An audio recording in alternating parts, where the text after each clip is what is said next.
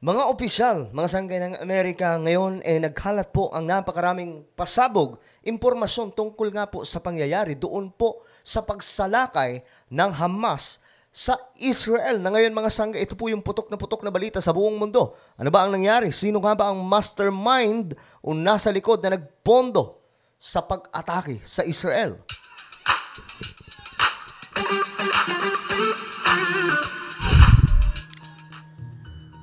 Bago tayo magsimula mga sangkay, pakisubscribe po muna yung ating channel. Okay, sa ibaba po ng video na to may makikita po kayong subscribe button. So ang gagawin nyo lamang mga sangkay, pindutin nyo lamang po ang subscribe button na makikita po sa ibaba. Then click the bell and click all. Ulitin ko, click the subscribe down below, click the bell and click all. At kung kayo po ay nanonood sa Facebook, huwag nyo pong kalilimutan na i-follow ang ating Facebook page. So napaka-importante na ating mag-uusapan ngayon dahil nga po ang Israel ngayon ay talagang namang nagulantang sa isang napakatinding pag-atake. At buong mundo mga sangkay nabulabog. Pambihira. Ngayon mga sangkay, ito po yung lumalabas na mga impormasyon. Okay, may mga lumalabas na impormasyon mula mismo sa mga opisyal ng United States of America, ng US government. At ang tinutukoy mga sangkay kung sino nga ba ang may kasalanan ay eto. Tingnan po natin. Ayon po sa report, mga sangkay, ayon po, mula po sa Fox News. Sabi po ni Senator Tim Scott, Joe Biden funded these attacks on Israel. So ito po yung lumalabas ngayon ng mga impormasyon mga sangkay at napakarami pong naglalabas nito na maraming opisyal ng Amerika. Si Joe Biden ang tinutukoy na siyang hindi ko alam, tama bang term ang tawagin? Siya po ang mastermind. Kasi ito pa mga sanggay, may mga lumalabas dito, daming impormasyon. Kay Senator Marsha Blackburn, sabi po dito, just weeks ago, the Biden administration handed over $6 billion to Iran. And today, innocent Israelis were murdered by Iran-backed terrorists. Ito po mga sanggay, hindi po galing sa akin information ito. Galing po ito sa international media, Fox News. So dito mga sangkay, dito po natin makikita kung ano ba talaga. Ito sinisisi nga po ng iba itong nagbalita dahil ito daw po ay hindi totoo. Hindi po galing yan sa Fox News, kundi galing mismo sa mga leader ng United States of America. Ito po mga sangkay. Ito si Tim Scott. To our allies. Ito Sinabi niya po mismo ito. Kasi ngayon, nagkakaisa po yung mga Amerikano. To our allies in Israel, we are with you. We stand with you. Do not give up. Do not give in. Do not surrender. So kaya po niya ito sinasabi. Hindi ko alam kung parinig po ito kay Biden, mga sangkay. But as of now, I know na ang administration po ni Biden ay nagpadala na po ng supply, mga sangkay. Pag-usapan po natin yan sa susunod nating video. So ito pa, mga sangkay, galing po dito kay Mark Levin. Biden rebuilt the Palestinian war machine. So talagang ang dami pong lumalabas na impormasyon. So ano ba to? Pambihira. Bakit ganito po yung nangyayari? Noon mga sangkay, alam nyo ang nagbalita lamang po nito na may mga pinupundohan ang US government. Like Obama, mga sangkay na mga terror group. Si Donald Trump. Siya po yung kauna-unahan na nagbalita o naglabas ng ganitong klaseng information. And now, what we can see, mga sangkay, is mukhang totoo po ang bali-balita at mga conspiracy theory lamang. Noong una na itong Amerika nga po. Ito pa, mula po kay Representative Kevin McCarthy. Ito, pinaringgan niya po si Biden, mga sangkay. Turn off the barbecue and speak to the American people. Be the leader the world is looking for. Otherwise, the world will stay unsafe.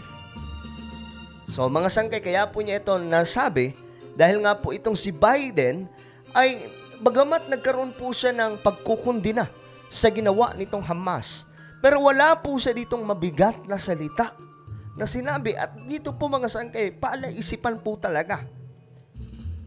Okay, palaisipan bakit tahimik ang Biden administration. Sabi po dito,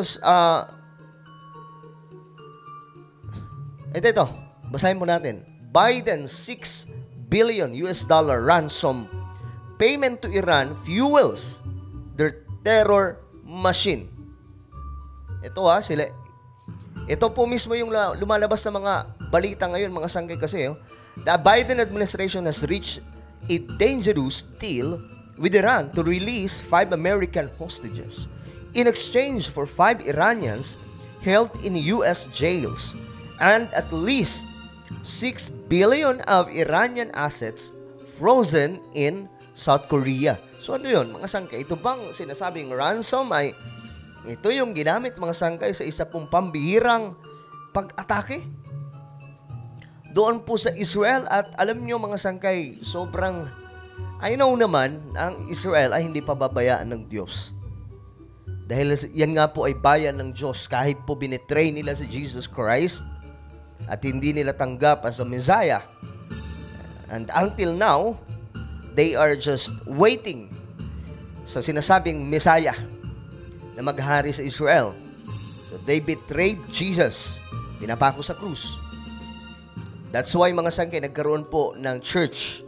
Tayo, yung mga sumasampalataya kay Jesus Christ, mula po sa pangyayari nung betrayal sa Israel or ng Jewish. Ngayon, mga sangkay, sa kabila nun, babasahin po natin ang prophecy from the Bible. Kahit po binitray ng Israel si Jesus Christ, nandun pa rin po ang promise ng Panginoon para sa kanila na isasalba, ililigtas sila at maghahari pa rin ang Diyos sa kanila at sa lahat.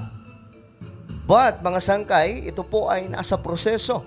Dadating pa po yung time na lalabas itong sinasabing Antichrist na makikipagkasundo sa Israel at kalaunan, i-betray din po sila, babawiin ng kasunduan. At dito na, mga sangkay, ang pinakamabigat na mangyayari kasi sa Amerika, sa Israel, ay lulusubin po sila ng lahat ng mga bansa, lahat ng mga malalakas na bansa, laban sa nag-iisang Israel lamang. So ito po ngayong nangyayari, mga sangkay, ay isa lamang po itong wala yan. Sigurado, mananagumpay pa rin ang Israel dyan at wala pong magagawa itong Hamas. Hindi pa babayaan ng ating Diyos ang kanyang bayan. Subalit, mga sangkay, dito na nga po tayo, tinitingnan po natin sino ba talaga ang may kasalanan. Kasi itong si Biden pala nakipag-deal doon po sa mga sangkay, Biden's hostage deal would boost Iran's threats. Ang bihira, mga sangkay, ito po yung nangyayari pala. Ayan. But the ransom payment for the latest batch of hostages has soared to about 1.2 billion per host. Dami, mga sangkay, per head dito. This is a disturbing trend that is likely to get worse. The Biden administration asserts that the $6 billion ransom can only be used for humanitarian purposes. But the payment will free up funds that the regime can use for any purpose it chooses. And diversions are unlikely to be detectable. Okay, mga sangkay. Then ito na. The money will bolster Iran's embattled dictatorship, provide it with additional resources to violently repress its own people. Sa madaling sabi, mga sangkay, ito pa po mismo ang naging advantage ng Iran. Kasi marami pong impormasyon na lumalabas ngayon na ang tumulong po sa Hamas ay ang Iran. Kasi isipin nyo, pagkatapos po na lusubin, okay? Pagkatapos po na lusubin ang Israel, mapasok sa loob nitong Hamas militant group. Nag-celebrate ang Iran. So ang mga Amerikano ngayon, mga sangkay, tulad po nila, sila po ang nagsasabi na Joe Biden funded these attacks on Israel. Bagamat hindi po intentionally. Okay? Ayan po, just weeks ago, the Biden administration handed over $6 billion to Iran. And today, innocent Israelites nasawi, mga sangkay, dahil po sa backup ng Iran sa Hamas. At alam nyo, mga sangkay, marami pong Pilipino ngayon ang kasama, ang pagkakaalam ko, may ilan na pong Pinoy na kinuha mismo nitong Hamas. At hindi ko po alam kung anong mangyayari, mga sangkay. Nasa Gaza. So, ito po yung information na lumalabas ngayon. Joe Biden, medyo nagulat nga ako, mga sangkay. Nag-uusap-usap kami ng mga tropa natin na may malalim din po na pananaliksik tungkol po dito. And what they are telling, same. Mukhang si Biden nga talaga. Kaya pala, mga sangkay, kumbaga sinasabi po dito, "Oy, ikaw, Biden, huwag kang magtago. Magsalita ka sa mga tao. Maging isang leader ka na gustong makita ng buong mundo. Kung hindi magiging safe ang buong mundo dahil sa ginagawa niya." Well, what happened, mga sangkay? Well, what is your opinion? Just comment down below. And now, guys, I invite you to please subscribe my YouTube channel, Sangkay Revelation. Hanapin niyo po ito sa YouTube. Then click the subscribe, click the bell, and click all. Ako na po ay magpapaalam hanggang sa muli. This is me, Sangkay Janjan. Palagi niyo pong tatandaan that Jesus loves you. God bless everyone.